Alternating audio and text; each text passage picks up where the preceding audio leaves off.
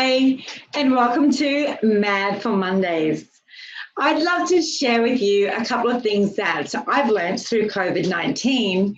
And one of those really is to be a little bit more conscious of our thoughts during this time, conscious of our actions.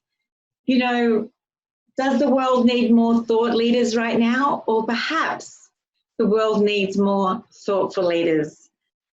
So, get out there, make a difference for yourself, being that conscious leader, and make a difference for others, being a more thoughtful leader too.